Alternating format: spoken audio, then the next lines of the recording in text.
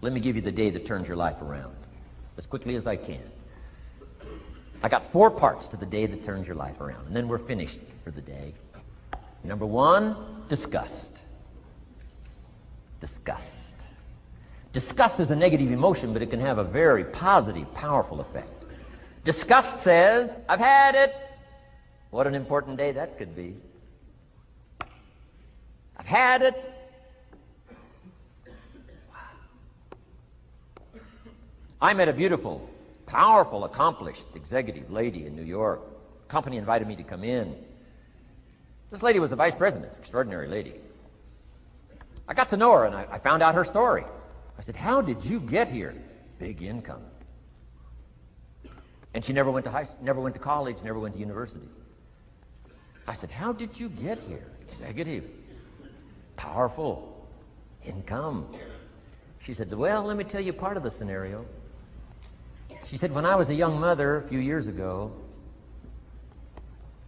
she said, one day I asked my husband for $10. And he said, what for?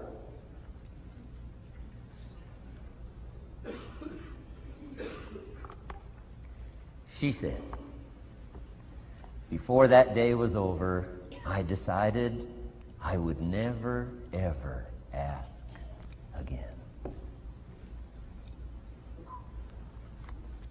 She said, I started studying opportunity, found it, took the classes, put myself through the schools, did the scenario.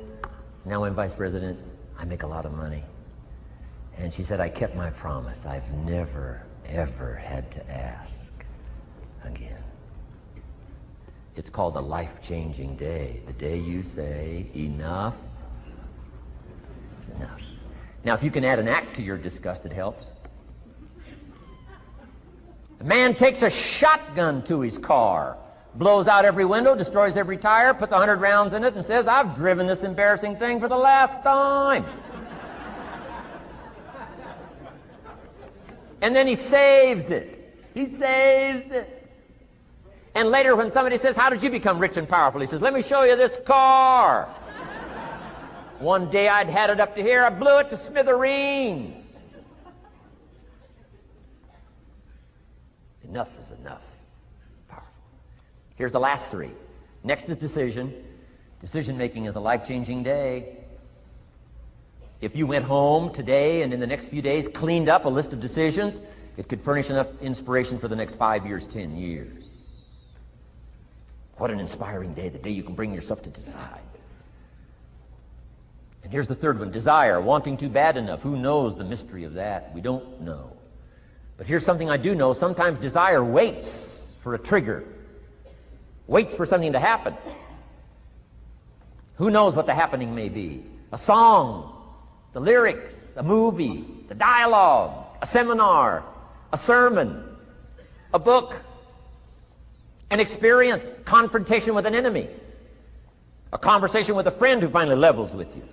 Whatever the experience it is, it's so valuable. And here's my best advice. Welcome all experiences. You never know which one is going to turn everything on. Don't put up the walls. The same wall that keeps out disappointment keeps out happiness. Take down the walls. Go for the experience. Let it teach you. And here's the last one. Resolve. Resolve says I will. 2 of the most powerful words in the language. Benjamin Disraeli said, nothing can resist a human will that will stake its existence on its purpose. Shortly put, I'll do it or die. Best definition of resolve I got from a little junior high girl, Foster City, California. I'm going through some words one day. I got to this one and I asked the kids, who can tell me what resolve means? Some didn't know, some tried. Interesting. The last one was the best. Little girl about 3 rows back, she said, I think I know, Mr. Rohn. I said, what? She said, I think resolve means promising yourself you will never give up. I said, that's the best I've ever heard. She's probably giving seminars somewhere today, right? I mean, that's the best I've heard. I asked the kids, how long should a baby try to learn how to walk? How long would you give your average baby? Before you say, hey, enough's enough. No. Any mother in the world would say, you're crazy. My baby is going to keep trying what? Until. What a magic word. I want you to write it down. Until. Promise yourself you'll read the books until your skills change. You'll go to seminars until you get a handle on it. You'll listen to it until it makes sense.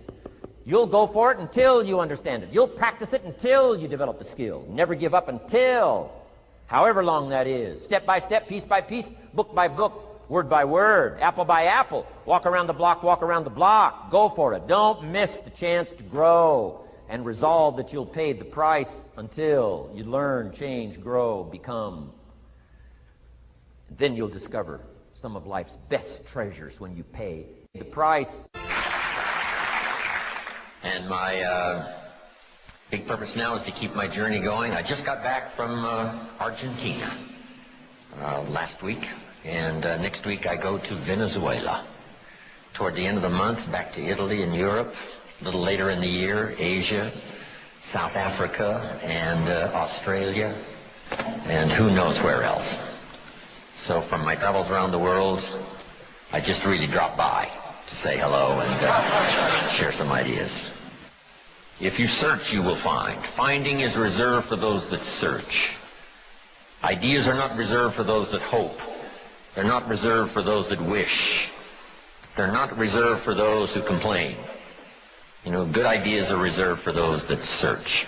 So the first thing I want to do is congratulate all of you for being here, continuing your search, spending the money and spending the time to come and spend a few days, and see if you can't, through the accumulation of hours and speakers that we have during this weekend, go home with a harvest of good ideas for your business, for your life, for your marriage, for your friendships, for your economic future, and, you know, for all of the rest.